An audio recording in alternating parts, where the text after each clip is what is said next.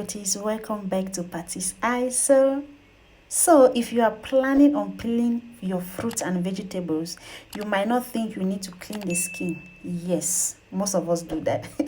But pesticide residue on the outside of the skin can be carried on the surface of the knife you use to cut your produce or your fruits from the inside. So even if you plan to remove the peel from your fruits, guys, please, you can use your everyday ingredient, vinegar. All you need to do is put water in a bowl. In this my case, I'm using my sink because I do not have a bigger bowl. So you just fill in the water and you put your vinegar and you let it soak for like 2 minutes or 5 minutes, and voila, that is all. Your fruit is clean. It helps to prevent bacteria from, and keeps you healthy.